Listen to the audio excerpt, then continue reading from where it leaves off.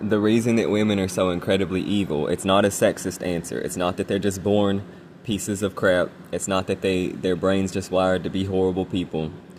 It is because if you take any human beings, especially any group of human beings, and they're allowed to do whatever they want, no matter how horrible it is, with no pushback, never being checked, no consequences, not even criticism, they're going to get worse and worse and worse until they end up fully delusional and live in this detached bubble.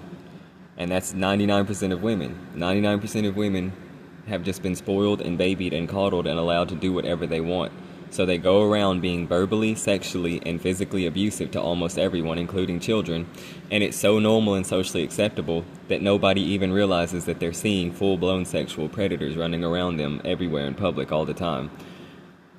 Alright, so like for about at least a century now, women have been brainwashed to believe that they're a man's top priority, that men see them as some kind of like amazing, magical thing that they just have to have in their life, and they'll just put up with anything to have it. They think that the relationship should revolve all around what they want and how they feel, basically. And meanwhile, men are brainwashed to put women on pedestals, to base their confidence on if they can get laid or not. They're not a man if they don't have a woman in their life. You know, they're brainwashed to tolerate all of this ridiculous behavior from women.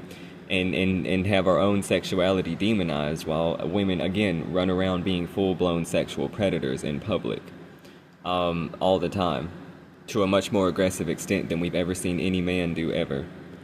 But that's why women are evil, is because they're allowed to be. It's socially acceptable. Like the way that they'll talk about male violence and rape and sexual assault, like, yeah, but here's the thing, is that society already is not okay with that. Society already does not accept men doing these kind of things. What else do you want society to do? That's all we can do, is not be okay with it and punish it whenever it's found out. Meanwhile, it is socially acceptable for women to be sexual predators. It's socially acceptable for women to abuse their children. It's socially acceptable for women to be horrible, evil people.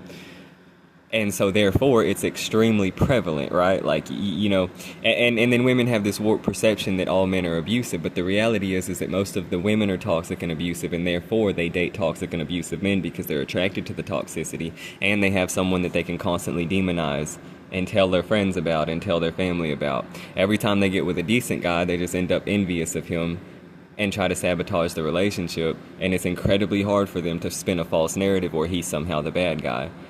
Right? And so my point in saying that is that these super abusive men are not the norm. That's not the average. That's the outliers. Most men are simps.